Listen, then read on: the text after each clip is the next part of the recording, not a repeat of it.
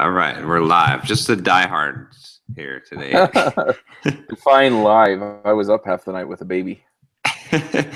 Okay, you're the diehard. I'm just OCD. Yeah, day after Thanksgiving, or Black Friday as people call it. Yeah. And I've totally decided. My wife was like, "There are some great deals at Walmart. Do you want to go tonight?" And I'm like, "No, it's Thanksgiving. I'm not going."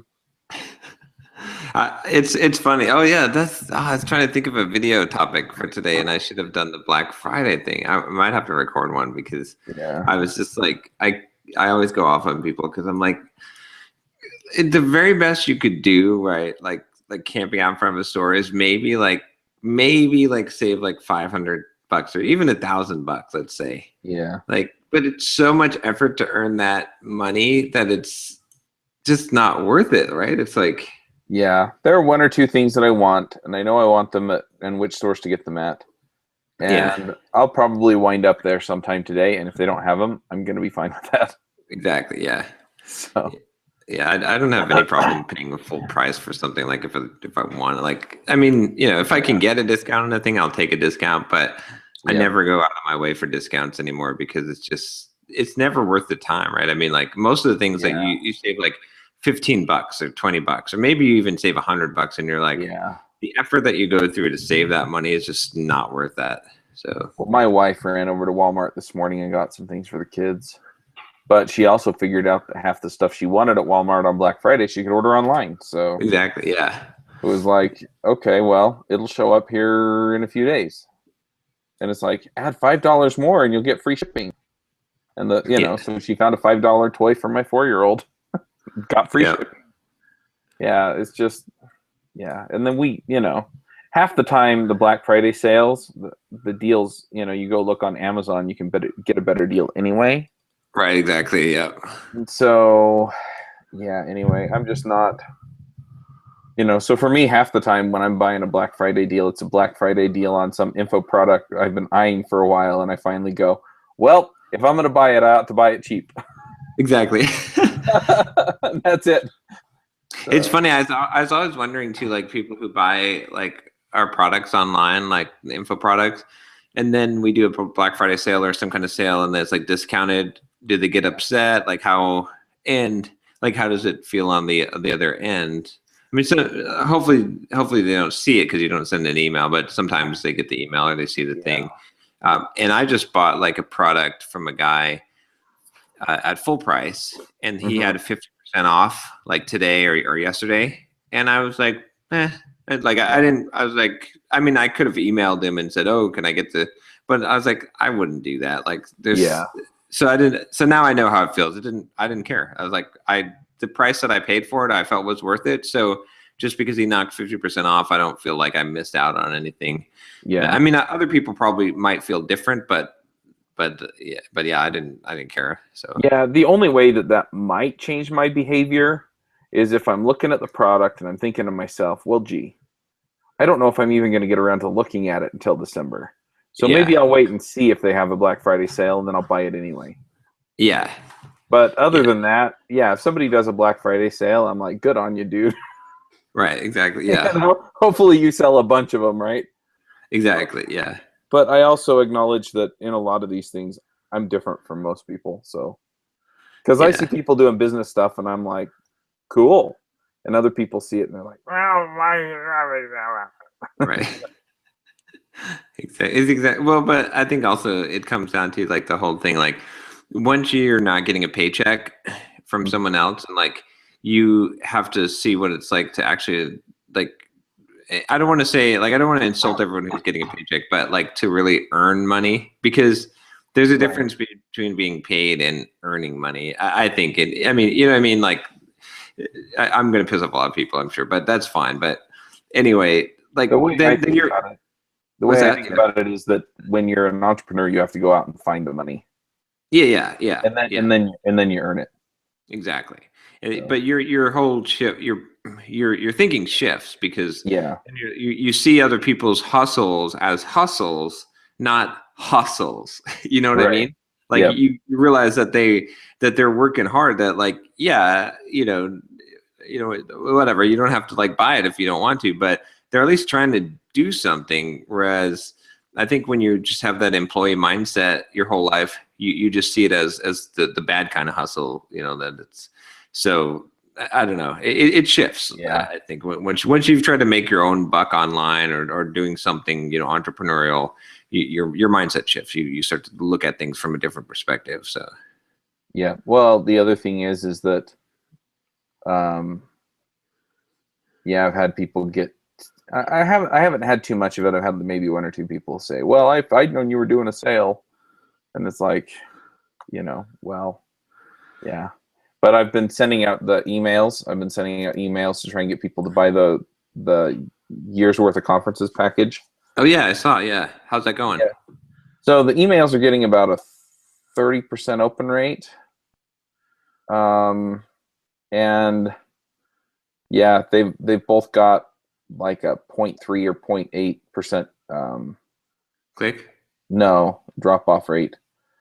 I need to send one out today. Yeah, the unsubscribe rate. But I don't know. Have you made any sales from it? Not yet. I need to send one today. Okay. How big is the list that you're sending to? It's about 4,000. Okay, so I'm surprised you haven't made any sales. Like I would have thought you would have. Well, the sale didn't start until this morning, so. Oh yeah, yeah. Black Friday. Yeah. I'm just gonna send another email today and say, hey, you can buy these now. I've had a few people say they're gonna buy them. I've also had a few people tell me that I bought a JS remote comp ticket and I want all of them. I want the full year. Yeah. So can I get upgrade? Yeah. And so they're like, yeah, so what happens to my JS remote comp ticket? And I'm just like, yeah, just buy it and I'll refund it. Sure. Yeah. I'll refund the JS remote comp ticket. Because I mean, it doesn't matter either way, but yeah. Yeah. Yeah. When you're dealing with this kind of, I mean, if it were like $50 or $60 thing, I'd be like, screw off. Yeah. I mean, it's $700. So yeah, I can see it makes sense. Yeah. Yeah. So they get 100 of it back off of the JS remote comp that they've already given me, but yeah. So yeah, definitely send an email today because you haven't sent in any email today that says like you can buy it now. I haven't. I sent one out Wednesday and Thursday. I just barely got the system working on Wednesday, and I didn't want to send people to a dead page. Yeah. So then they could go and they could read the marketing copy on there and see the little note that says you can buy this, on the 27th. But yeah, so you better get going. What are you doing? Like it's like you're not sleeping or something. Like yeah, I just woke up. My wife's like, yeah, you took the baby last night. Just sleep. Yeah. Nice.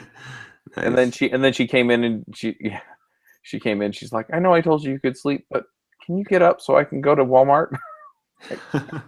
I'm like, sure. She's like, just go downstairs. We have this really nice recliner. Yeah. Like, just go lay in that chair and doze off until I come back. Okay. So, but yeah, I need to get that out right now, and then I'll send another email tomorrow and Monday. Yeah. And just remind people that they can get it. And then, yeah, what my intention is after that is on Tuesday or Wednesday to send an email out and say thank you for being patient. On the podcast episode lists, I really only intend to do this a few times, once or twice a year. But I am putting together another email list where I actually, tell you what I'm working on and tell you, give you my thoughts on software development and stuff, and try and get people on that list so that they're more accustomed to hearing from me personally every week. And then I can work these into that. And I think they'll have a better conversion because people will be, they'll be more connected to me and less, it'll be less about the show. Yeah, that's true. I'm debating though, But the other, I feel it was funny because at first I was like, man, I'm making people unsubscribe. But then I realized if I'm not using this list to make money, what do I have it for? Right. And so I was like, I feel less bad now. Yeah, that's why I'm wondering if you should just use the list in general, and then I don't know, because I feel like if you have a second list, then I mean, right now that list generally just tells people when the shows are. It sends them show updates, right? So the list gets more viewership. Yeah. So yeah, maybe that is good by itself, and then you create a new list. I just wonder if. Yeah, I don't know. That one's. We could use Josh's brain for that one. Yeah, I keep going back and forth. I don't know. Have you gotten any complaints? No, I haven't. In fact, the first email I got about 6 replies to. Yeah. And so,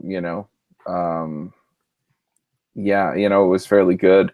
I think I'm going to work those replies into the email I send this morning. And then I'm just going to basically give them a couple of examples of some of the things that have gone on in previous remote conferences. So I'm going to point out that, like, if you're into Angular, we had Brad Green from the Angular. He's the project manager for the Angular core team.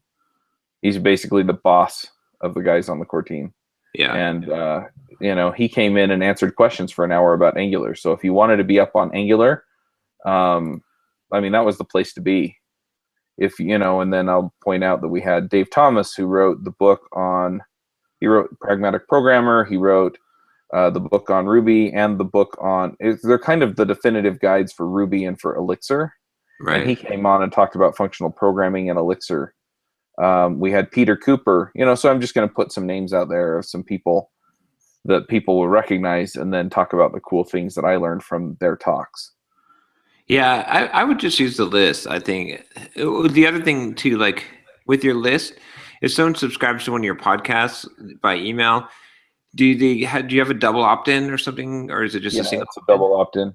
Okay, so in the double opt-in email, just or in their welcome email, just say, hey, you subscribe, or even in the double opt-in, either way you can do it. But just say, you'll also get occasional updates from me about like software development, what I'm doing. Introduce yourself in it, and just talk about how like or any kind of special deals if you have a deal for them. Oh yeah, I should do that. Because that'll be better than splitting the list. Because if you split it, I feel like you're just going to get a very, very small list. Yeah. On the well, they're already split by podcast, at least into campaigns. Which is fine. That's good, because you do want to send some specific stuff for the different audiences. Yeah. But I think you want to be able to broadcast the entire thing, like your remote conf deals and stuff. So and that's what I'm doing. So, but I'm not gonna go push it. Right. Yeah. And I feel like I was looking at doing a giveaway for a WebStorm license. I talked about that a while back, but I think it's too soon after pushing for the remote conference sales. So I think I'm gonna wait a month or two, and then I'll probably do it for Ruby and try and sell people on the Ruby remote conf, or do it for app code, and then do it for iOS remote conf. Yeah, I agree. Because then I can give it a rest, and then I'm only hitting a small segment of that list for that particular thing. Yeah. If you do it too much, then it'll. Yeah. But yeah. Cool. Well, hopefully you'll sell a bunch of those. I think you should. It seems like a good deal to me. Well, if I can just sell a handful of them, yeah. I mean, that'd be nice, because, if I sell 10 of them, that's $7,000 next month that I wouldn't have had. Right. Exactly. Yeah. And then I'm toying with the idea. What the sponsor that sponsors most of my shows, they keep asking me for a longer timeline than 3 months. So they want to sponsor for like 6 months or a year. Oh, that's good. And I think the thing is last time I did this, I wound up getting into trouble because I did it with all my sponsors, and then I had some unforeseen expenses, and all of a sudden I didn't have sponsorship money coming in for 6 months, and that really hurt. Would you have raised the prices after 3 months? Yeah. Okay, no, I raised them after about a year.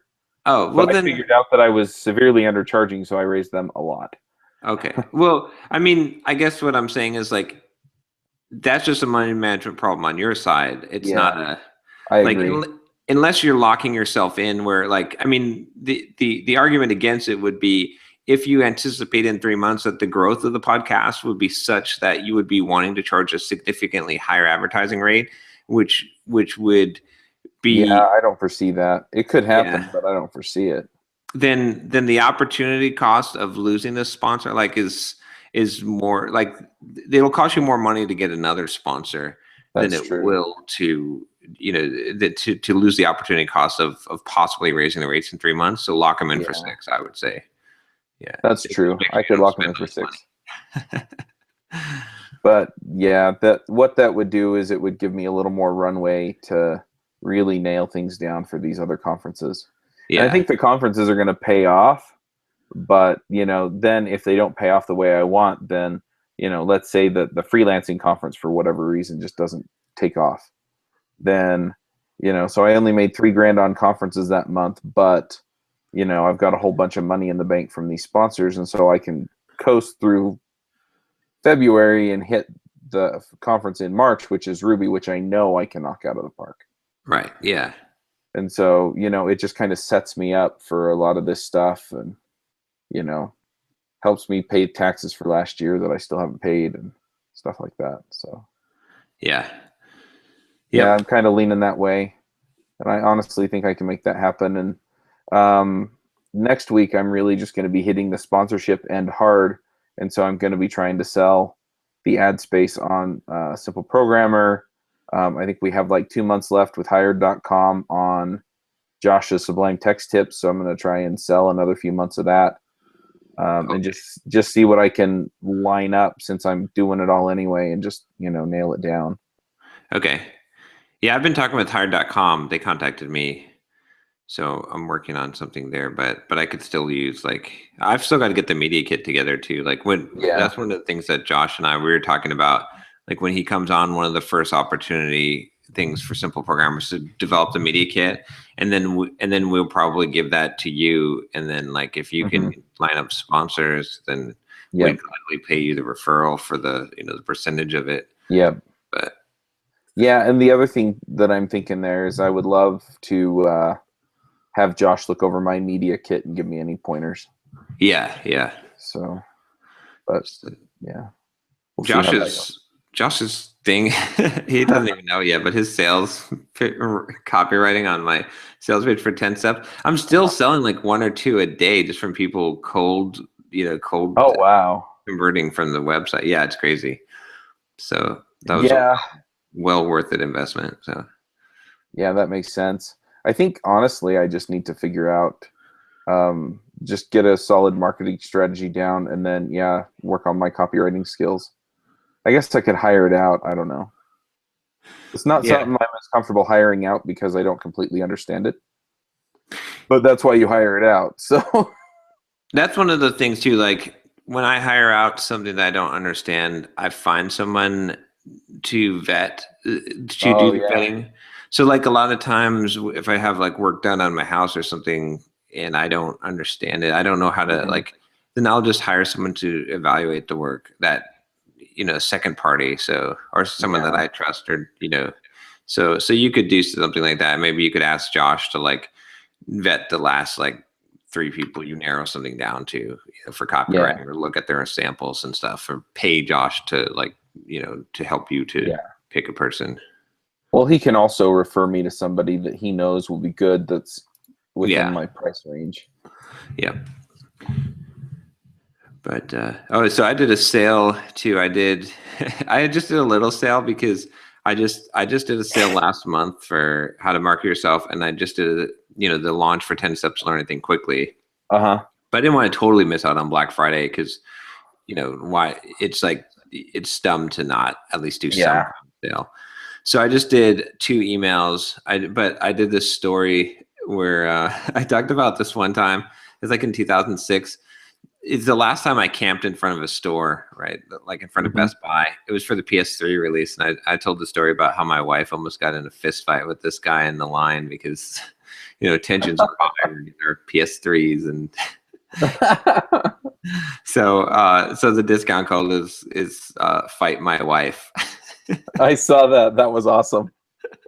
And I've got a picture of her, from the workout dates, and so it's funny. So, and then I said, I think I said at the bottom, in the PS, I was oh, and it comes with the refund, full refund, money back guarantee.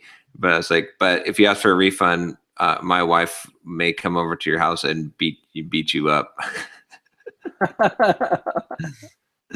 Nice. So yeah, that's pretty good. So I think I've probably done about 2K worth of sales at this point. So that's not bad. Like I've got one more email coming out at around like 8 p.m. tonight. I did the first email just at like 12:10 just because it was fun, but probably not the most opportune time. But I don't know. I just want to like capitalize on the Black Friday fun, the fun of to people that are standing in line in Best Buy. I wanted that to show up on their phones. So so anyway, we'll see what happens. Maybe it'll do like $3 or $4 grand. But anything, for a sale that I'm just doing 2 emails for is fine. So yeah. Oh, here. Oh, something happened to your video. What was that? Your video blacked out. That's weird. Yeah, you kind of froze on me too. So, there you are. You're moving again. Oh, okay. Hey, something is going on, but yeah. So I guess Derek's doing pretty good on his sale. Yeah, I saw that email. That looked great. Yeah. People on the video probably keep seeing me like rub my eyes and stuff. I'm really sorry, folks. But my wife was so tired yesterday. I just couldn't let her do it herself. So I told her I would take care of the baby last night. Yeah. Yep. Yeah, we did. What did we do? We didn't. We went over to my parents' house for Thanksgiving. Oh, there you go. Yeah. Yeah, we had everybody come over here, so it was fun. And my diet, it was I shifted my days for that. So I'm sort of carving up. I think I'm probably going to hit my power workout today. I don't know if I'm doing one more week of this ultimate diet, but it's not working quite as well. Like I'm obviously losing like fat, and I think I'm gaining some muscle, but I looked at my chart because I track my weight and body fat percentage. I've been doing it for like 5 years because I've got a Y thing scale, so I've got like 5 years of data. And the time where I had the best results was actually when I went to Hawaii and when I came back from Hawaii. That's when I implemented the 1 meal a day plan. Really? Eating till 5. Yeah. So I had the best results. Like I was dropping fat and keeping muscle like more so than more rapidly than anything else. So I'm probably going to just go back to that protocol, and that's probably what I'm just going to stick with because I might test a few other things, but I think this ultimate diet is effective, but it's just like the amount of like the bang for the buck isn't there. Like it's probably more effective like in terms of like keeping muscle mass or gaining muscle mass while losing fat. But the amount of stuff you have to do and the difficulty of it is it's way more than just eating 1 meal a day. So yeah, well, I mean, the thing is you have to look at the results and then you have to decide if it's worth it. Yeah. So, yeah. I mean, that's how I evaluate most things. Yeah. Because you can do the most effective thing, but yeah. But am I getting what I want, and is it worth it for me to do it? Yeah. And sometimes it is, and sometimes it's not. So, but yeah, that makes sense. John and his crazy diets. Yeah. It's weird though. You got to do experiments if you're going to figure out what really works. I mean, it's the same in fitness and diet in business, right? You don't like and what works for someone else might not work for you either. Right. So it's the same thing. Like I could run my business like book by step by step, following what someone who is successful has done, and it might not work the same for me, right? So yeah, because there are all these other factors. Yeah, exactly. But the flip side is that I mean, some things boil down to human behavior, and so they'll work for just about anybody. Right. So, like we've discovered with email lists and sales, right? It's like, yep, always a smart choice, but yeah. So yeah, so it's just a matter of getting all that stuff figured out. So, but yeah, that makes sense. So anything else going on with your business other than making tons of money off of 10 steps to learn anything? Let's see, what else have I been doing? Did you find a business Oh, attorney? I sort of. I'm working on it. I've got a few leads. I've got a guy that I think will probably work out. He's in Boise, Idaho, Uh-huh. which is funny. I found him on Clarity. Clarity.fm is a good place to find like people. Oh yeah. Yeah, I've heard of it. Yeah, you pay by the minute Uh-huh. for advisors, like so you can get. I mean, heck, Mark Cuban was on there. Like you could pay. I don't know how much per minute to talk to him, but if you need that level of advice. But Right. so I found someone on there. I think that's going to work out. Like he at least helped me figure out the structure that makes sense. Uh-huh.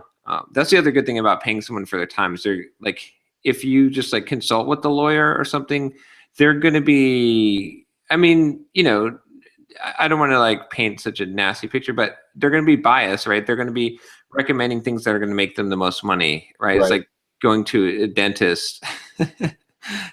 They're going to err on the side of, what I mean? They're going to be somewhat biased, right? They're going to, Yeah.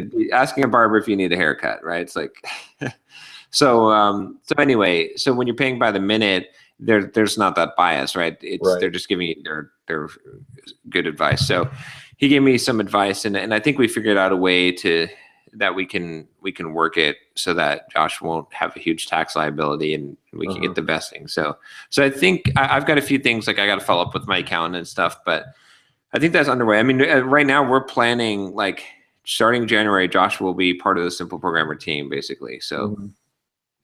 So that we're definitely planning for it.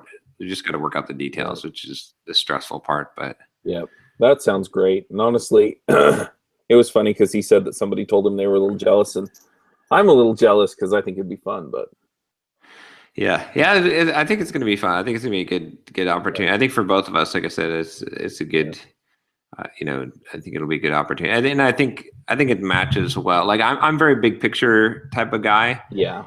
But I'm not good at the details, and Josh is very, very good at the details. So I think that's I'm the same way. I'm the big picture, and that's why I pay Mandy is because she takes care of all the details. Like I don't even think of stuff, and she's like, "I did this and this," and I'm like, "Oh, good," because if I had thought of that, I'd wanted you to do it.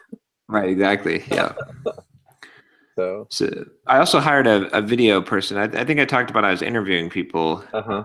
Last time, but I might have, maybe I'd hired. Yeah. I don't think I had hired him yet, but I got a bunch of, I went through the whole process. Like I had 20 something people that I interviewed, and then like 8 of them I hired, on Upwork, and I had them just do test jobs, and I just paid out for that. It cost me like $400, I think, for the test jobs, but it was worth it because the guy I found seems really good. So I've got him on. I created a process document inside the Simple Programmer Wiki that explains the exact steps and splits the responsibility between him and my VA. And so I've got a good process in there. So I just dropped some videos, some low quality videos that I shot with my iPhone today, because there's a process for low quality and high quality ones. And so he's going to pick those up, and then he should get rolling on that, and we'll see how it goes. So I think it'll work out good, because I also scheduled my camera crew to come out next week to shoot, and now I'm not paying them for video editing. So now I'm just paying them like $1,200 for 3 shoots. So that's pretty good. That ends up being like $250 a week, I think. A month for the shooting of the videos, and then probably about the same for editing. So I think all in all, like videos, like the high quality videos will end up costing me $500 a month to have professionally shot videos, professionally edited, and the quality will be higher. I've got him kind of managing the YouTube channel, so he'll be adding more annotations and links and stuff like that, because YouTube is just growing gangbusters. I'm at like 11,000 subscribers, and I'm at like almost 80,000 views a month now. So I'm investing there. And my other part of my strategy is I'm just dropping videos like crazy. Like I'm just growing the library right now, just being as prolific as possible. So I'm doing like, I've got the 3 high quality videos that come out every week. But I'm trying to add like an additional 10 that I'm just shooting with my iPhone just to build it up, because that's, once you get that momentum going, once you have a huge library, it's that surface area, right? You got a huge library of videos. People are going to find more of them and connect. So I think that's the plan, and it'll be interesting to see if the YouTube actually overshadows the Simple Programmer site for traffic. So yeah, I've been thinking a lot about the same kinds of things. I did get all of the Ruby Rogues episodes up on YouTube, and I just put the album art on there. So if you play it, it's just album art, and then it has the call outs for each of the picks and things that people mention. So you can click through, and it uses devchat.tv as a URL shortener. So I just added my domain, and now I can link to anything on the web for my YouTube stuff. exactly, yeah. But I'm starting to wonder if I should go full video for the podcast episodes. I guess it doesn't hurt to do it because there's no additional cost, right? I mean, like you're sitting there.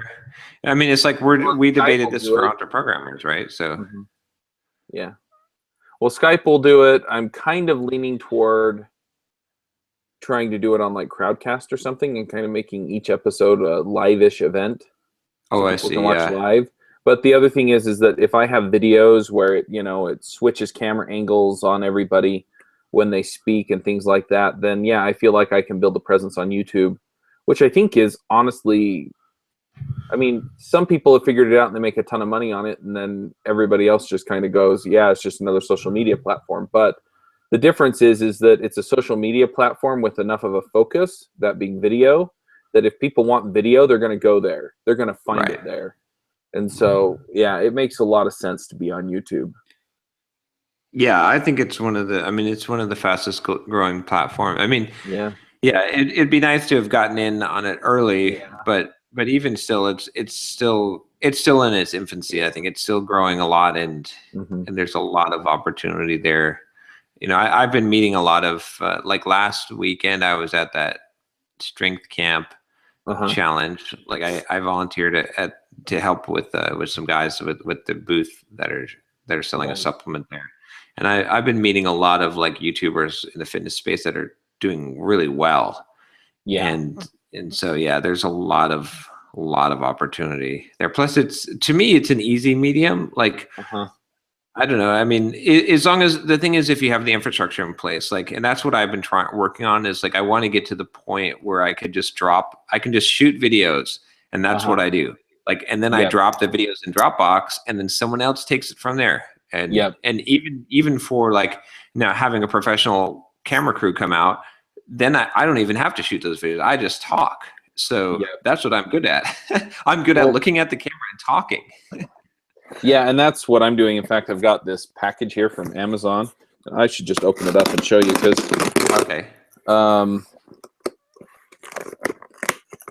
but basically it's a rig for your iPhone, and it goes onto a tripod. Well, that opened way easier than I expected. Easy packaging. Yeah. So I don't know if you can see that. Oh yeah. Oh, and it's got the mic. It's got microphones on it and everything, and it's got an XLR output, so I can actually push it through my mixer if I want to. Oh, that's cool. And then it just plugs into the audio port on the phone. But the thing is that I also have a setup with a frame, and then I've got a black background and a white background that I can hang on it, and I've got the clips to clip it on, and so what I'm looking at doing is right over here on my desk where these plants are. I'm thinking of putting the tripod right over here. Yep. And then just setting it up so that I know what the frame is on it, and then I can use the back camera on my phone when I'm doing periscopes and what have you, and just know that it'll be good to go. It'll be pointed at the right spot and where I need to stand in order for people to see it. And then I can do my periscopes, and I can do any other videos where I'm talking, and just make that all work. And then I've got a few products that I know people want, because I've been talking to them, and I keep saying, well, what if I wrote a book on that, or what if I did a course on that? And they're like, They're like, let me give you my money. And so I feel like I can also record some videos about that. So I can just get up there and, talk about finding a job, which is a big deal. I think I'm going to call my course like the post boot camp. And so it's basically going to be, okay, you've been through 3 months of intense technical training. Here's what you've got to do in order for people to want to hire you. And then, I like it. And then it'll walk through and it's like, okay, go find an open source project and here's how you figure out which one you want to contribute to and how to get in the door. Here are a couple of projects you want to consider for web and for mobile that will give you at least something that you can show people when you go in for the interviews. And then there are strategies for getting noticed, and I've got probably about 3 or 4 dozen of those.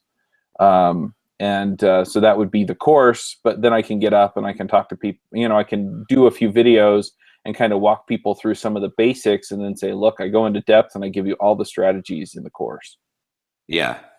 Yeah, I like the idea. I think that makes a lot of sense. And that I like that post boot camp because people always wonder, what are they going to do after the boot camp? Yeah. Well, and a lot of this stuff is stuff they can do while they're in the boot camp. So. Yeah, that's interesting. I was just thinking today too, because I've got my little tripod back there. Yeah, I saw that. That's what made me think of I got a thing to go on that. You can see how tall I have. I've got that like face level, so I can. Yeah. But because I don't like to angle it up or down because you get a distorted view. But no, and that makes sense. The other thing is that again, then you can just know, okay, I stand about this far away from it, right in front of it, and I'm good. Yeah, well, see, that's the one thing I was debating this morning. I was like, because I'm using the front-facing camera on my iPhone. Mm-hmm. I was like, I could get the rear-facing one, but then like that the problem is like you got to put the phone back into the tripod so it moves it. So I mean, I can set up the shot every time, but I don't know. I think the front-facing one is good enough on the iPhone 6s that it's that there's not enough of a difference. Maybe I'll have to do a test or research a little bit to see. I don't know. But they down converted anyway to show on the web. So, when people are watching or streaming your videos, to where it probably doesn't make a difference. It only makes a difference if you're trying to do like HD or something. Yeah, well, I mean, on someone's TV or something. Yeah, I mean, I publish in HD. Like, you can definitely tell that. But that's one thing I've been looking for is if I do see a Black Friday deal for like a Canon T3 T5i or something like that, I'd probably pick one up for a couple $100 and then just have it permanently mounted on a tripod in my office so I can just click and go. Because my wife has a T3i that I was using before, but the problem is like it works fine. It's just that I have to go and set it up, and like I can't if I can have like a camera permanently mounted that I can just click and start recording a video and have it framed out. That's probably would make sense. And then the other thing I'm using is I've got a lapel mic that I bought that just hooks right into the iPhone. That works good. Rather than, I don't know, I guess a boom mic would work okay, but the lapel mic seems to be pretty dang good because you don't have any noise pollution, right? When you're that close. If you have any noise pollution whatsoever, your lapel mic will pick it up though, because it's omnidirectional. Yeah, exactly. That's the nice thing about the boom mics is you can point it at your head and then it just picks up what you're saying. That's true. Yeah. So I guess an ideal setup would be to have like a T5i DSLR permanently mounted. You got it framed out, right? And I've got my whiteboard over here. Oh yeah, I'm on my Surface today. Oh, nice. So I've got my whiteboard there. So you got to have that framed out so that you could utilize the whiteboard and draw on it if you want, and then have a boom mic that's pointed in that direction so that essentially all you have to do, and have the remote. So you just have to click the remote and go, and then you're recording. And then also, and then I don't know if there's a fast enough Wi-Fi card. I guess there probably isn't, because I have an Wi-Fi card, but I don't think it's fast enough for video. But if you could have it so that your camera is automatically, that would be awesome. There's probably some way to set that up, but that would be the ideal. I know people have set it up, but I don't know what they're using. I could talk to a few of my friends who have done that have done live recording shows. The thing is most of them have moved to Periscope now. Yeah. So the issue that I have with Periscope though is that if I'm using, because I've got my iPhone 5 or iPhone 6 Plus, Right. and so I really do want to use the rear camera because it is better. Yeah. But the problem is then if I have it pointing at me, I can't see the screen, and so I actually Exactly. have to figure out where that start broadcast button is.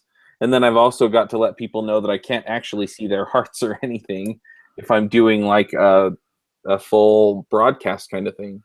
So And you so, can remote click the the selfie stick, right? So uh-huh, so your phone actually if you just put something in the headphone jack like these, uh-huh, right? If you yeah. hit the volume up, I believe it starts video if it's Oh, on the really? video. Yeah.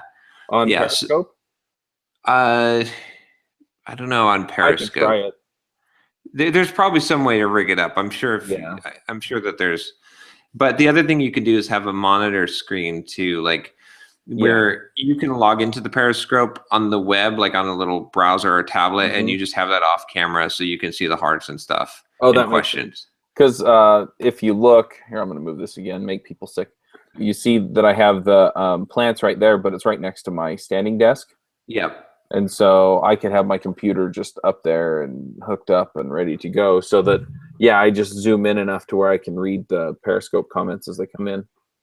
I've quit the Periscope stuff. I don't know. I might.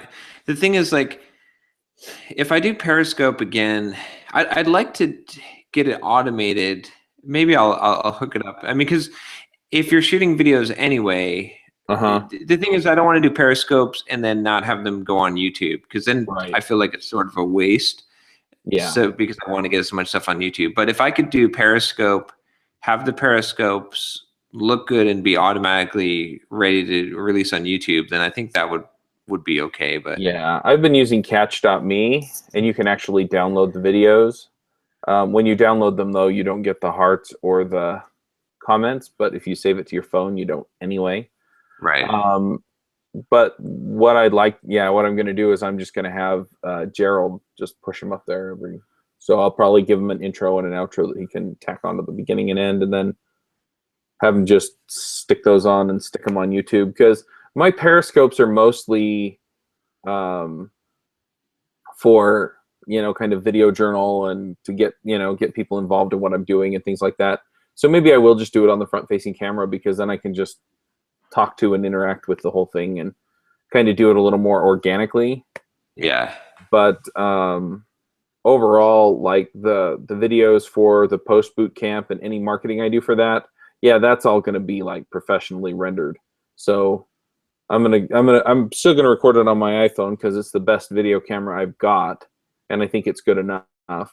But yeah, for that I'm gonna set it up. I'm gonna stage it. I'm gonna make it all do what it's gonna do. I'm not gonna Periscope it. I'm just gonna record it and then edit it and clean it up and yeah. Yeah, that makes sense. Yeah, I still have to figure out that piece because I don't know if it's. Yeah. I did But Periscopes every day for about 3 weeks, and then yeah.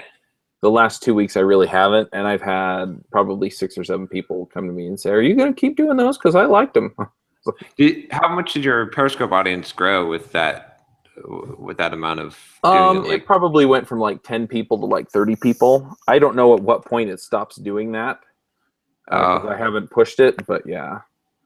So yeah. it See, that's what's growing. great of like when it first came out. Then like there was a very small window where you could like no one was doing Periscope, so like everyone would join your Periscope. But then again, you need to be a broader topic too. Like, Yeah. Yeah, for so me it's just a video journal, so I'm talking about business or programming or whatever. yeah. And so it's very broad. But yeah, so for the post boot camp or for some of the other things that I'm looking at, it's pretty narrow. Yeah, And I know exactly who I'm going after, and I'm not going to do those on Periscope. If I do them on Periscope, it's going to be just a quick, hey, I'm walking down to the mailbox and I was thinking about this and I want to talk about it for a minute. And it's just, it's going to be bouncing because I'm walking and yeah. Yeah. See, I don't know. Like as I'm hearing you say that and the more I'm thinking about it, I'm like, just do a YouTube video and then just drop share it it on YouTube. social media. Yeah. Yeah, because the thing is like the only advantage Periscope has is that it's somewhat interactive because people can but that's such a small, I don't know, like if investing in the platform. Okay, I mean, I guess if you did it this way, right? Let's say you did 1,000 Periscope performances versus 1,000 YouTube videos. Right. I think that by far you're going to have a way better. Like you could build an entire business off of just doing 1,000 YouTube videos. Like you might be able to make. Like you might be able to build an audience where just on advertising alone, that in that back catalog, now you're making like a couple grand a month. Whereas Periscope, I don't like you. Maybe you'll build a Periscope following, but there's no immediate way to monetize it, and it also disappears if you don't keep doing Periscopes because of the format. So I don't know. I'm. You are making me think. I mean, if it's something that I can dual purpose, like I can do live and then I'm happy to release on YouTube, maybe. Yeah, I don't know. I'll have to think about it. Yeah. The only other thing with Periscope is that the videos delete. So like you could. Yeah, that's why I'm using catch.me because it saves them. Yeah. You could rant like. Yeah. You can do political rants on Periscope, and then you're like, I don't know what you're talking about. You saw some I did some. Yeah. I was like, vote for Trump. What? I don't know. I don't know what you're talking about.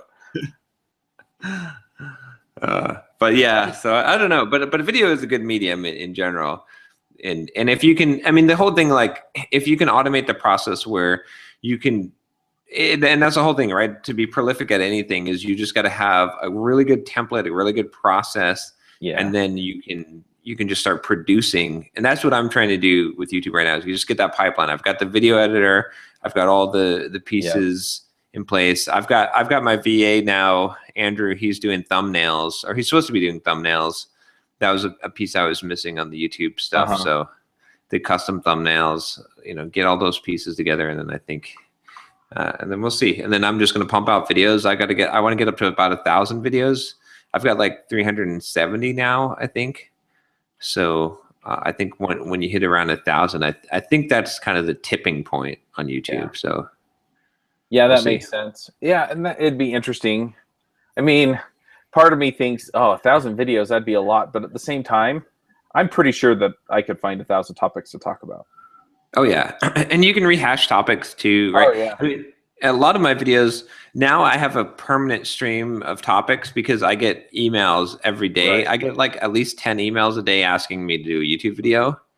So I just kind of flag the good ones, and I have a system for queuing them up as well. So I've got like I'm using Streak, and so I've got a pipeline in Streak, and then I just put the emails like with questions in a box, and I've got an autoresponder. Well, not an autoresponder, but a snippet that I send people when they ask a question to say that I'm going to do a video. So I can just reply to that, throw it in the Streak, and then when I'm ready to do videos, I just go through and read the emails and do a video answer. So yeah, that makes sense. And I like that approach too, because you can actually, like, I could put it up on my standing desk and use that as kind of a teleprompter for the email. And then I've got a wireless mouse that I could just, have by my side or something. I could scroll up and see my notes or something. Yeah. And so then it's like, okay, these are the things I wanted to talk about. So blah, blah, blah, blah, blah, blah, blah, blah, blah, blah, blah, blah, done. Yep, exactly. Yeah. Yeah. I found though that whatever you do, like just attacking that medium with a huge amount of stuff that's how I was most successful in Pluralsight, was just by just pumping out the courses, right? It's like, it's the same thing, like any medium. I need to put a course together for them just so I can go to the summit. That's all I want. Well, you know what? The summit, I just got an email like last week. The summit this year is going to be a virtual summit. Oh, yeah. So I'm less inclined. I mean, because I want to go to meet people. Exactly. That one in particular, I want to go to meet people. And so if it's virtual, you can get some of that, but I mean, I know how to work the remote summits, conferences, whatever, to get noticed, and the people on there are definitely people that I want to notice me, but I don't know if it's as much of a slam dunk. I could just go hang out at their office during the summit. That's true. Yeah. It's only an hour away. Yep. Yeah, but I don't know. I guess we'll see what happens with the. But that makes a ton of sense. The other thing is that I could probably get in and do a whole bunch on. So I have JS Remote Conf coming up, so I could get a whole bunch of JavaScript ones released in December. Yeah. And then I could say, hey, I've been working on JS Remote Conf, and I wanted to learn more about this, and blah blah blah blah. And then I can let people know at the end, go sign up at jsremoteconf.com. Exactly. Yeah. And and then that way I have the marketing there. But the other thing is then it gets people in the door of just watching the content, and then at the end, it's just a quick plug for the conference. If you like this and you wish it were live, then and then I can do the same thing for each of the others. And the other thing is that would actually get me videos on all the different topics that that I want to cover, and get people in the door that way. Yeah. It's a good idea. And then it's a permanent stream of traffic that you've got coming in. Now, I don't know how YouTube conversions work so well. Like when I was looking at it converting the traffic to Simple Programmer, it was abysmal. But I do know that the fan base on YouTube is extremely active. I have my strongest followers of anything on YouTube, I think, because if someone watches all your videos, they feel like they know you. And heck, I there's some YouTubers that I watch all their videos, and when I've met them in person, I've been like, you feel like I know them already. There's more of a celebrity star effect, I think, for YouTube than podcast or written or anything else. So yeah, I think the main difference is basically the difference between, say, radio and TV is that you see these people, you see them interact with other people. Even if they're just actors, right? If you're not actually seeing them as they are, you still see them, you see them, you hear them, so you feel like you have this connection to them that's different than if you just hear them. Though I do have people that have a lot of connections with just audio. I think it's different with video. Yeah. But the other thing is that I feel like, I really do feel like TV is going to go the way of the set-top box. Yeah, I've talked about this before. And so I kind of want to have that backlog of videos available for people who want to get the app on their TV. And it's basically like having the Chuck channel or whatever. And so, it'd be the devchat.tv channel, and it'd have all the podcasts up there. But, it would provide people with that opportunity. And I think that's what channels are going to be in 10 years is apps on your TV. Yeah. Not some subscription service you pay for. Oh yeah, I totally agree. So yeah, it'll be more like YouTube. I think the future is more like YouTube. It looks more like that with the channels. YouTube has it. Yeah. But, so I'd like to get to that point where I have a bunch of content on there that people can watch. And so I want them to be able to watch the podcast or listen to the podcast.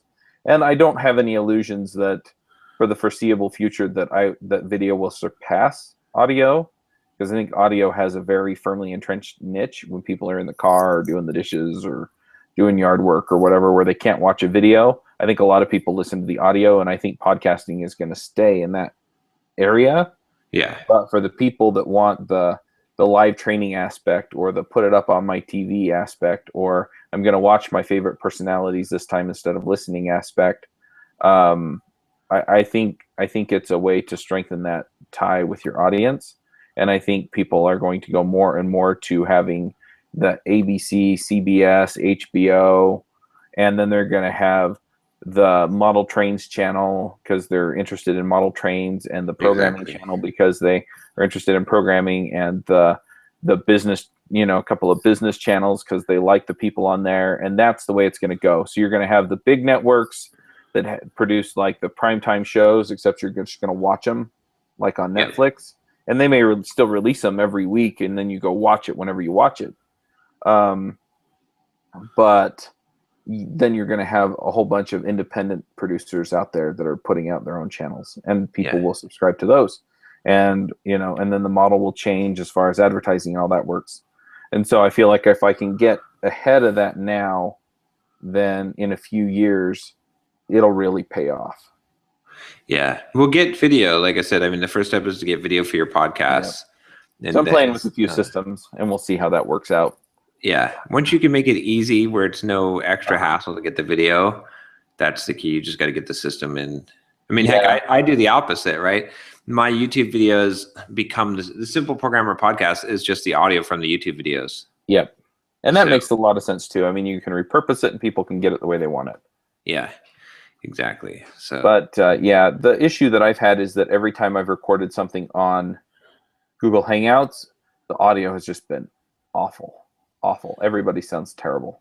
And I know I'm partially it's because I'm a sound quality snob, and partially it's because it actually is awful. But I'm looking at a few other systems to see, I'm looking at Crowdcast, I'm looking at a few of these others to see what we can do as far as getting the video recorded and have high quality audio. Because the other thing that does is then I don't have to, plug all my stuff in and then push it up to Dropbox for Mandy. I just tell her where to download it. Exactly. Yeah. Yep. So yeah.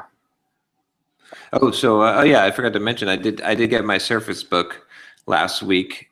It actually shipped really fast, and I think I'm pretty impressed with it so far. Like it seems to be a very performant machine. The Windows 10 is definitely much better. It just feels like Windows 7. It's much better. Oh, good. There's still some bugs. Like there's like a few issues with it. Like I've had with the taskbar not showing up, and a couple of things where where I've had to reboot and stuff. But it for the most part is pretty stable. It's got the touch pen, the pen that is actually pretty usable. Like it works really well. And the fact that the screen, it disconnects to tablet mode. I was recording YouTube videos today with the tablet part, and that worked out really well. I was just using the pen to work on that. I'd like to hold it and read the thing. So that worked really well. The camera is pretty good. It's got a front and back camera on it. Yeah, I'm pretty impressed. Like, I'm trying to think what else was there. It actually does play Fallout 4, and it does a decent job. So, oh, nice. So that's good. I mean, it's not a gaming rig, but it's that but was, if you're getting what you want, I mean, yeah. And then the other thing, I'm trying to think what else it had that was good. It plays Fallout 4. The battery life is ridiculous. It's like 12 hours. Oh, nice. So that's pretty good. And yeah, I think I'm probably gonna switch this because I feel like it's got pretty much everything that I wanted at this point. I mean, it's not the perfect thing, but it's pretty dang good, I'd say. And I'm trying to think if there's anything else that was. There's like a couple other. So the docking, it's got it has a Surface dock, which I haven't gotten yet, but it connects through the power port, which means that you connect one thing. Oh, nice. Which is a lot nicer because with the MacBook docks right now, what I have to do is I have to connect the power and the Thunderbolt. Yep, I have 2 of those, and that's what I do. Yeah, so I mean, it's not a huge deal, but it's nicer to just have one connector, I think. So I'm pretty happy with that. And then I've got I couldn't connect to my 4K monitor because I didn't have it has only DisplayPort, so I didn't have I've got an adapter I'm getting, but I don't know if I'm going to stick with the 4K. I'm just been using the screen, which this is a 3000 by 2000 pixel screen. Okay. How big is it in inches? What's that? How big is it in inches? I don't know. I think it's a 13-inch screen. Okay. It's got the same aspect ratio. It's like that weird aspect ratio of the other Surface products. But it's as big. I mean, the screen is as big as an iPad Pro at least. Right. So maybe a little bigger. Yeah, I think it's probably a 13-inch screen actually. So yeah, so that I might just stick with that. The other thing, well, actually, I lie. So what I'm probably going to do is get an ultra wide monitor.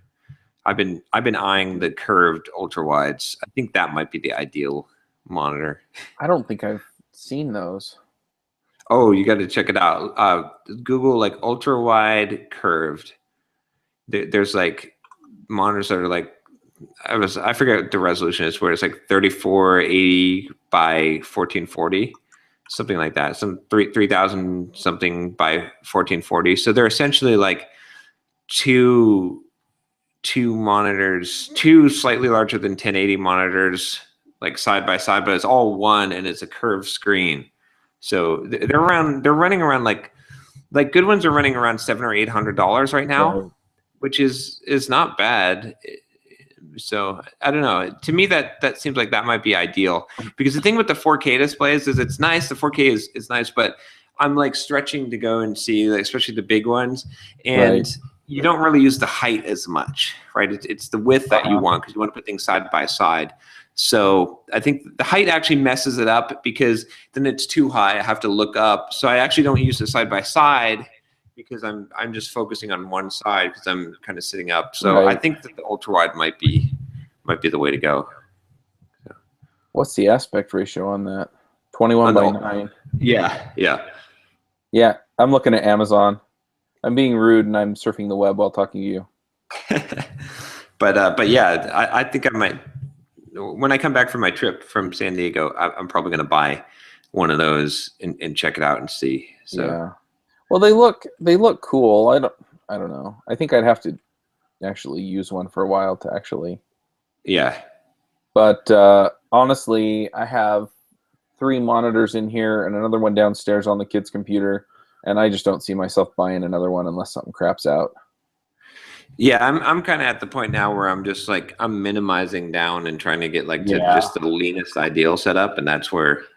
But I might not even have a monitor. I might just go. I mean, the Surface Book screen is pretty good. Like when I knock up the resolution, I can do side by side pretty well on that. But I don't know. I think I am going to do. I think I'm switched. It was nice today too. Like I connected my iPhone to my Surface Book after I'd recorded videos, and I could just navigate to the folder on the iPhone, the DCIM folder, and copy the files into the folder I wanted. Oh, versus nice. like on a Mac, it's like you connect your iPhone. Like how do I get pictures off of here? You import them into iPhoto, which sucks. Yeah. And then you import them into iPhoto, and you're like, well, gee, how do I drop them into Dropbox from iPhoto? Yeah. You can't. You have to export them. So it's like, and then it's like, okay, well, you can use the import tool on Mac. Well, why can't I just navigate to the file system, grab the files, and copy them over? And someone who's watching is going to say, well, you can do that, but then they're going to give me some 15-step process or some other tool I have to install to do it. So it was nice to go back to Windows and just be able to open up File Explorer, grab the files, drop them into the Dropbox folder, done. So yeah, for me, I don't think, like I said, it's not like I have anything against Mac. I mean, I used it for a good amount of time exclusively, but I think I just prefer Windows. So. But yeah, I think we'll see. I'll probably stick with this for a little while. I'm always upgrading, but so far I'm impressed. Like I knew it when I saw the Surface Book. Like at the keynote, I was like, okay, they've finally figured it out, because the problem with the previous Surfaces was that stupid keyboard was just ridiculous. The trackpad on it sucked, and it didn't stand up right. Like most of the time you want to use it as a laptop. So this one is primarily a laptop, but then it becomes a tablet, and that's the key. Is they had it wrong the other way. The Surface Pros are primarily a tablet that can be a laptop, and that's right. More of the time you're using it like a laptop. So yeah, that was the thing that I didn't get as excited about that way. And to be honest, I'm not excited about the Mac or the iPad Pro for the same reason. It's like, look, you've got it locked down like a tablet. I can't actually use it as a desktop, right, or a laptop. And I think they're trying to sell it to markets that either have some, there's some function that, the higher performance is going to be nice on, and they're trying to sell it to corporations as a substitute for a laptop. And if you're doing word processing on it, fine. Right. But if you're doing programming on it, you're out of luck, because you don't have the system level access you need in order to actually install libraries and do your job. Yep. So anyway. Yeah. So then the last thing I was working on this week is I put together my programmer gift list for 2015. I do that every year. And it's pretty cool. Like actually do a search in Google for programmer gifts or software developer gifts. And I come up like number 1 or number 2. So every year around this time, I start like making a lot of Amazon sales because of those previous year lists. Right. So I'll be doing. That was weird. So I've got the one for this year. Like is an expanded list, and I've got that one. It should be going out Monday. My editing team is working on it. So. Yep. But yeah, so that's pretty much it for me. Anything else you got?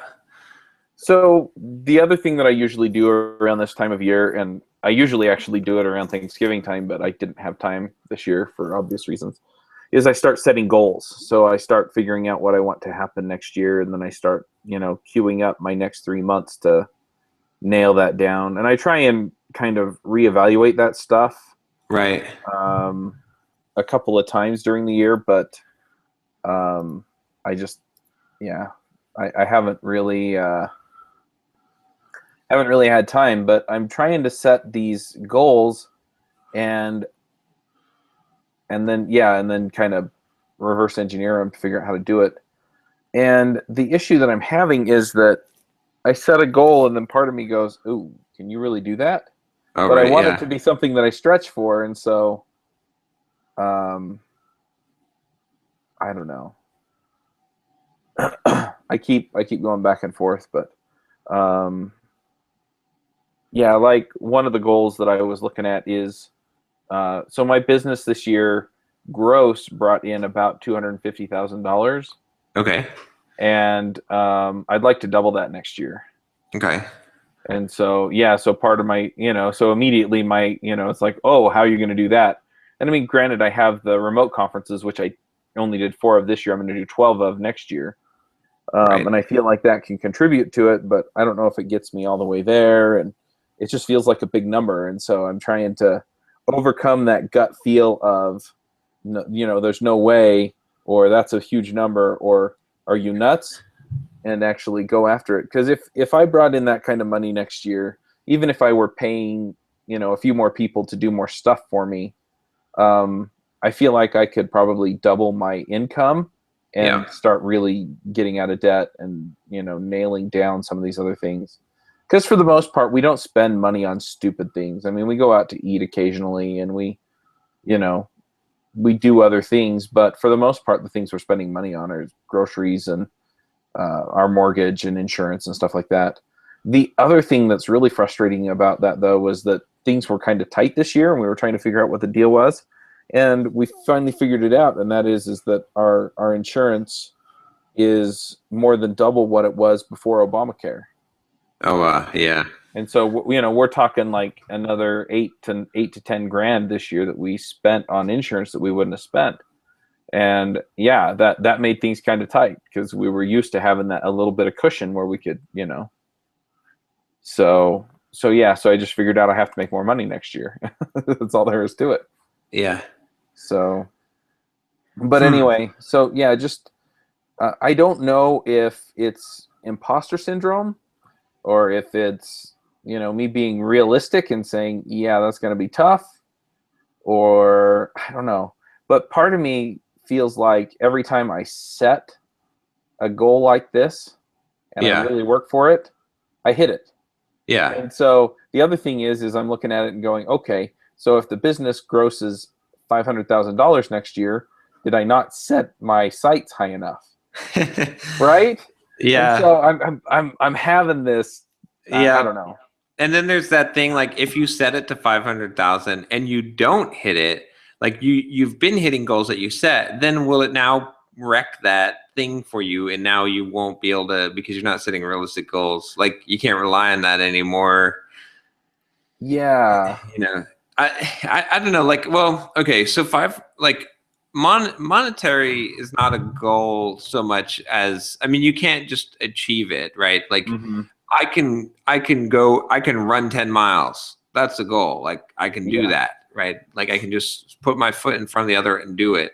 Whereas Right. like make 500 grand is not something that you can just like do, but Right. it's a good like thing to strive for. So I think, I mean, it's a matter of breaking it down. Like you can even take the financial goal and you can say, okay, if I need to make 500 grand, I need to increase my monthly income by, $22,000 a month, essentially. Mhm. Like my monthly revenue is Right. increased. So then what could I do to make an extra $22,000 a month? And then look at your business and say, what is the most effective thing that I could do Right. that would do that. And then also, but I think a 1 year goal for financial goals, I don't like making 1 year financial goals because it's too hard to move the needle that much. I like, Well, so yeah, but I'm looking at it and saying, if I have to do that, then that means my 90-day goal is this. yeah, but it's still hard to move. I mean, doubling, I don't know, like I'd rather see like, I guess maybe where I would start is a 5 year financial goal. Mm-hmm. And then work backwards from there to estimate where you need to be to say, okay, well, in 1 year, based off of the 5 year, this is where I need to be. Because then you've got a lot of runway.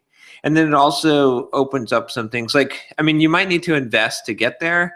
So like if you have one overarching goal and you're like, okay, I am focusing on the remote conferences, making them as profitable as possible, automate them, and that's your goal for the year, is like something based around that. Like, so it's one thing and you can just be one-minded with it.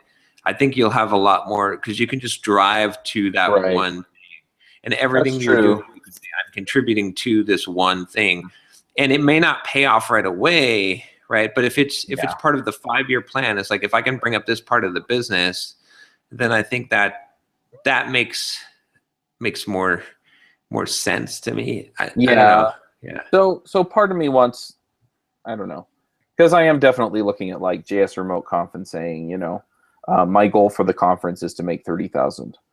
Right. Gross, 30,000 on the conference. And then freelance remote conf, I want to gross about 10,000. And Ruby remote conf, I want to gross about 25,000. And so I know what targets I want to hit, and I'm pretty sure that they're attainable if I go do the work.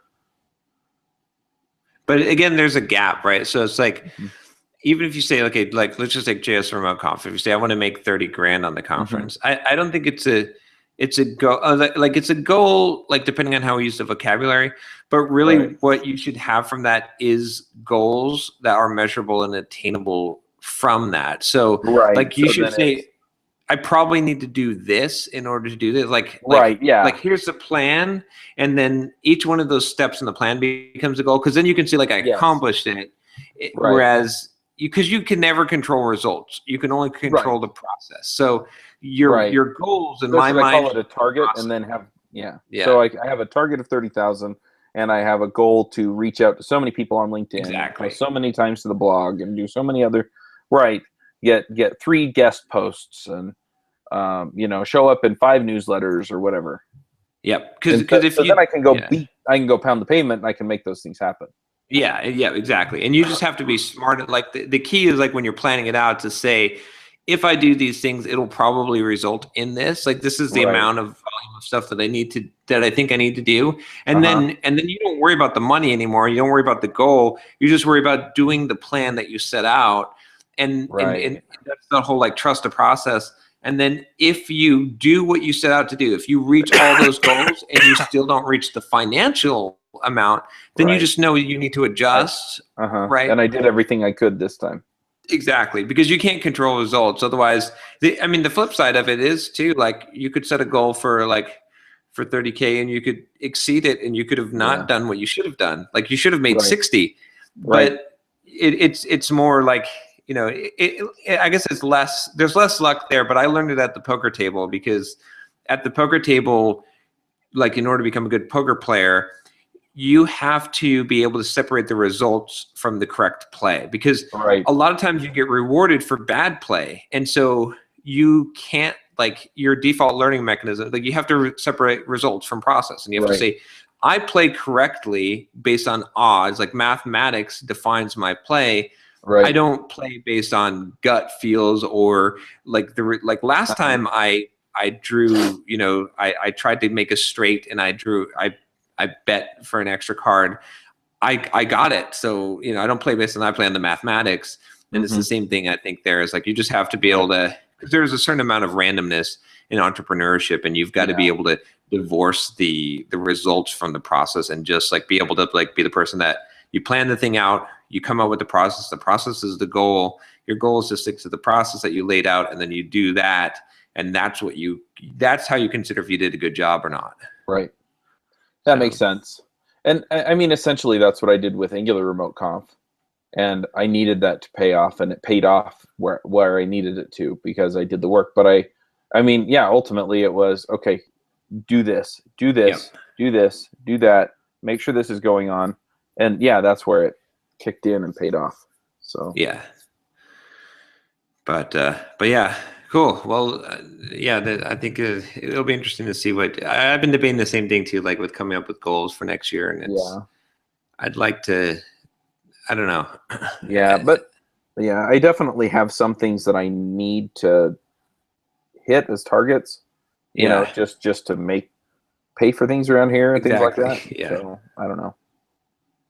Yeah. So I mean, you should have them. I think you should have the financial numbers and work backward from there, but then define your goals based off of that. Right. Right. Like the goals that you would set, like if I said you're in 5 years, you need to make $50 million a year, you would have a totally different set of goals, because at that point, if your 5-year plan was to become a $50 million company, what you should be doing right now is raising funds, right? Because you should go the startup route and get outside investors so you can take their money and grow it. I mean, you see what I'm saying? So it really does define it, but it's got to be far enough out. So the money does define it to some degree, right?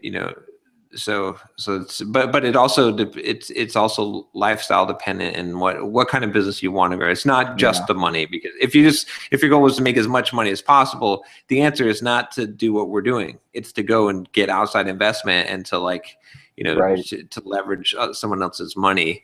So maybe we're not smart enough to do. Maybe we're just. But I think part of the reason why we get more enjoyment and reward out of our businesses because we are bootstrapping them. So. Yep. I agree. I completely agree.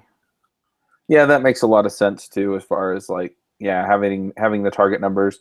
What has worked out for me though with the target numbers is that it has given me a place to work back from. Yeah. Because basically I can look at it and I can say, well, that means about this number of registrations for the conference, which means that I need to get in front of, about 10 to 15, maybe 20 times as many people, if I'm assuming a 5% conversion rate on the people I reach, I need to hit 20 times. If I'm assuming 1%, I need to hit 100 times, and so it's like, okay, where can I reach that expands my reach? And so I go and I talk to Peter Cooper on JavaScript Weekly and see if he'll put me in there. And I go talk to the other JavaScript podcasts and say, hey, would you be willing to give this coupon code out to your listeners? And I do all those things that leverage the different things. I go post to LinkedIn groups and I write blog posts and I set up Twitter and blah, blah, blah, blah, right? And that gets me to the point where I can reach those people. And realistically, I mean, if I'm looking at $30,000 for JS Remote Conf and everybody bought early bird tickets, which they won't, a certain percentage of them will, but the rest of them are going to wind up getting the full price tickets. I mean, that's 300 people. Right. Yeah. So that means I have to reach, 30,000 people. Right. Exactly. Yep. And I can do that just with my podcast. So then how do I reach out to the rest of these people and make sure that they are up and willing to buy? Right. So and that's where also you can control it to some degree, just based off of that number. If you're like, okay, well, I'm assuming a 1% conversion rate after reach 30,000 people. If I can reach 100,000, then what? Yeah. Yeah, because if you reach 60,000, then you'll definitely make your goal. So, right. And if you said, like you said, if your goal is 100,000, then you'll definitely like you'll hit it. Like you don't, Yeah. So I think that's where that comes down to. Yeah. But yeah, it's interesting though when you think about those things. Again, I go back to the One Thing book and the essentialism, and I haven't like read The One Thing. having the singular goal is always a good thing. Like if you can just pour your focus into a single, thing. But Yeah. I mean, that's when I look back, that's when I've been the most successful. But yeah, I've had people recommend that The One Thing. Is that worth tackling? I thought it was good. I thought it was pretty good. Yeah. It's a very similar concept to the essentialism. But. Okay. Right. And I'm totally behind the idea of having one thing to focus on, because when I try and split my focus, I don't do nearly as well at either thing. Yeah. So my wife is calling me. Hang on. Okay. We should probably wrap up now anyway. Hi, wife. Good. I'm on this call. No, it's fine. Is it critical, important? Okay. I'll call you back in a few. Bye. She had the baby at the doctor's office, but apparently it's not critical important. So she's probably just going to give me a report. Everything's fine. We're coming home. So. All right. Yeah. I guess we should probably wrap up anyway. Yeah, probably. But I think this is really helpful, and I'll probably have more to report next week as far as like what I came up with on where I wanted to be. But I mean, the conferences, the sponsorships, the advertising stuff. I mean, those are already three things that that split my focus. The difference is that with the sponsorship stuff, and to a certain degree, the advertising stuff is stuff that I really only have to push for a few weeks and then follow up on for a month or so. Exactly. Yeah. And a lot of my sponsors, I just email them and say, it's that time again. You gonna re-up? And they're like, yep. And then I send them an invoice. So cool. Yeah, that makes it easy. Yeah, essentially the idea behind the one thing is that like what is the one thing that that you could focus on, like in general, that would make 80% of everything else you're doing irrelevant, essentially. Right. And then every day, what is the one thing I could do today that makes everything else essentially irrelevant or unnecessary? So which is a kind of a good way to think, because then you focus on that thing that makes the biggest impact. And a lot of times it does make other things irrelevant.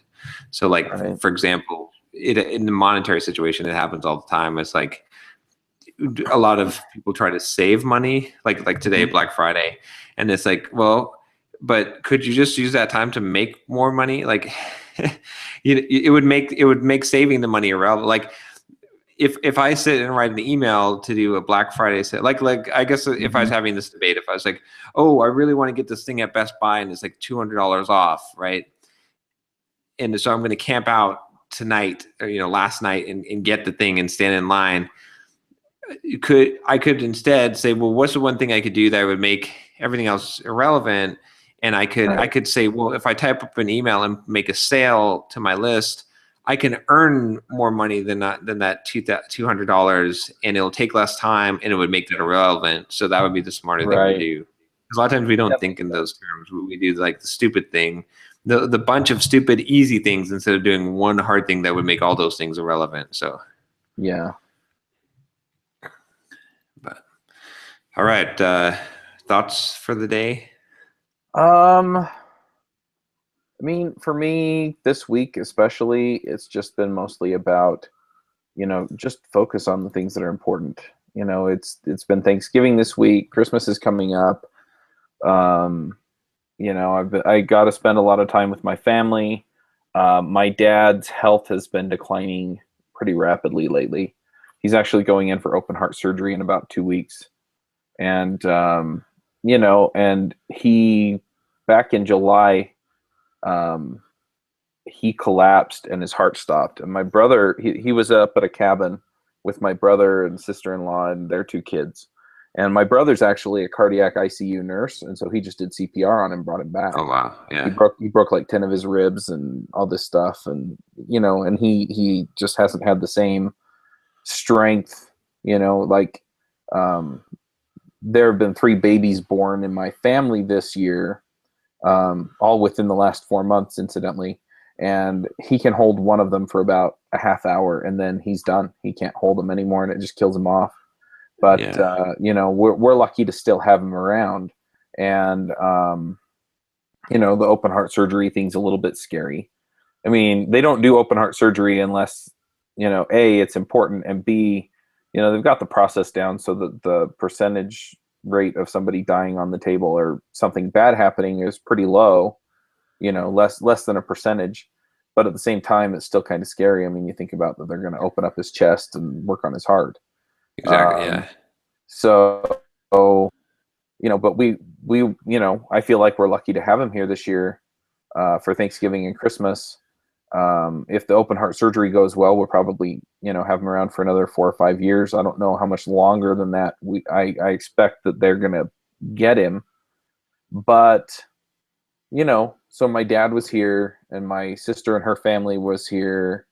And, my other brother and sister who aren't married were here. And then I have another sister that's, that also came with her husband. They are newlyweds. But, we got to spend time as a family. We got to, do the important things. I take time to read to my kids every night. I stayed up half the night with the baby so my wife could sleep. We red boxed a movie. We got Jurassic World, so we're going to watch that tonight and just spend some time together. Now that I can actually cuddle with her again, because I can get close to her without that belly in the way. Yeah. But it's those things that really matter. I mean, we talk about business and we talk about programming and we talk about all of these other things, and they're important for us to be able to, make a living and pay for things, and, and we derive a certain level of enjoyment and fulfillment from that. But ultimately, those aren't the things that really matter. I mean, That's true. If I had to give up, my business and, several other things that I had to know that my dad would be around for 10 years, I'd do it. Yeah. And, it's just, those are the things that really matter. Those are the things that are important. And I guess that's my thought, is just, if you're working on this stuff and you kind of see something out there that you're striving for, don't get so focused on it that you miss out on the important things like your kids and your family and your wife or your husband or your significant other or, other family members, because you only have those things for a certain amount of time. And those experiences are things that you will miss out on if you don't. Now, sometimes you do have to make sacrifices in that area, but if you are going to make those sacrifices, be very deliberate about what you're giving up. Right. That's my thought. I'm not going to cry. How do I follow that up? Goodness. One thing to add to it too, I would say though also that like, if you do make sacrifices, realize that you're making the sacrifices, so don't waste your time. Yeah. Sometimes that helps too, because like it's nothing, like it sucks that like as an entrepreneur you have to make sacrifices to some degree. Your family is part of that sacrifice. Your time. You have so much time. It really sucks when you procrastinate and waste that time. Mm-hmm. Like you might so I don't know, but it's a good reminder. Like when you remember what's at stake and what's really important, then that helps me. It helps me to like say, okay, well, I need to focus, because when I'm here working, the reason why I'm not goofing off is because like I could be spending that time doing something more important. So yeah, I mean, when I make those trade-offs, I'm making the trade-off because if I don't do it, then we don't have anything to eat, and that's unacceptable. And so as much as I want to go and play Minecraft with my 9-year-old, it's more important for me to get the other thing done. But at the same time, later on, when I do have the time, when I do have the occasion, I need to make sure I take it and take him to a soccer game or whatever. So let's see, my thought for the day. I think one thing that I kind of discovered too, was strangely enough, when I got, because I haven't hardly played Fallout 4 at all, but just having your priorities straight, dude. I know, right? I was actually fairly productive this week, a little bit more so than normal getting stuff done because I had it hanging over me. So it's good to put, I guess what I'd say is it's good to put a carrot in front of you.